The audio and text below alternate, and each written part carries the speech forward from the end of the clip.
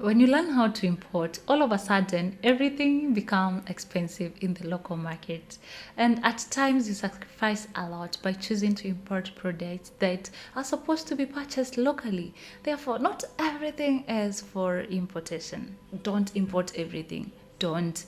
In this video, we are going to discuss what you need to consider before you choose importation and what you actually sacrifice when you choose to import instead of buying locally. Actually, the real risk of importing is dead stock. You see, I have all these products that I imported and I've not been able to sell them, but because the supplier had a minimum order of 200 pieces, I have 200 pieces. I purchased 240 pieces. I've not been able to sell even 20 pieces. So I have all these products here. I don't know where to sell them because it has become quite expensive or difficult. The competition is so massive, and even my landed cost is what people are selling it for. And so I'm left with just but maybe two options: to either donate them or to sell at a throwaway price. And this is something I would have avoided if I chose to buy locally. Maybe I would have gone to other suppliers and they would have given me at a cheaper price, maybe, and I'll be able to sell. And you see, this is the real cost of importation. Not one or two businesses end up having so many dead stock in their warehouse simply because they chose to import. So before you go ahead and choose importation, please consider the cost of dead stock in your warehouse should you not be able to sell those products. And this is as a result of factor number 2, which is the fact that you will not be able to return the products. The thing is, if you're importing internationally, even if you have a lot of damaged product, it is very difficult, if not impossible, for you to return the products. It's not worth it. However, if you buy locally and you don't like the product or for some reasons they are damaged, you can easily go back to the supplier, your local supplier, and tell them this and this is happening. And you're likely to even get a refund or a replacement, which is not as possible with international suppliers. And number 3 thing that you miss out when you import is having a rapport or a relationship with your suppliers. The truth is, international suppliers, in as much as you have that relationship with them by talking to them on phone, if you have not met them, you still don't have that relationship as one-on-one. When you go to your supplier locally and you're able to communicate, tell them how your business is doing and how they can help you improve and all that, you create that relationship, you create that bond that makes you people even work together for a longer period of time compared to international suppliers. To be honest, I have so many suppliers, and some of them are actually selling the same product, but you find that they're cheaper in this other store compared to this other store, and so I end up having a pool of suppliers. And also for me, because it's international, I tend to find like it's better to diversify than risking with just one supplier, and maybe if they do something or if they mess up with my shipment, then I end up losing. But with local supplier, you can be able to risk that part of it. That is, you can be able to have just one supplier supplying you with everything. After all, they have a shop. You can go to the shop, see the product and all that, and you can make an informed decision based on the products that they have. That's what you're losing out: relationship. The other thing is the changes in regulations. I imported iPhone 14 Pro Max, 2 of them, and iPhone 12 Pro Max like 6 months ago.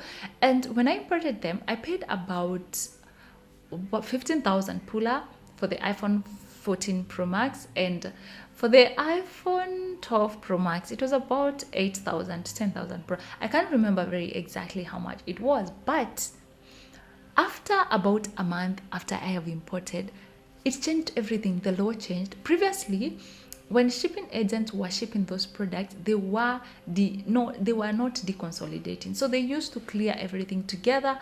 They go to the customs, they clear as the importers.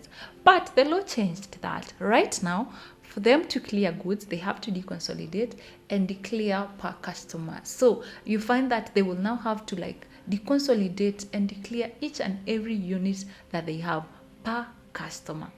So what this means is, for an iPhone 14 Pro Max that time, right now, of course, the price have gone lower, but because of the custom duties and taxes, or the regulation that changed, then it means that it is going to be quite expensive to import, and it can be as much as how much it is buying locally. So with that case, if you have to go through the hassle of these changes in regulation, just buy locally. Your product can be on the way, and then the customs and regulations will just change.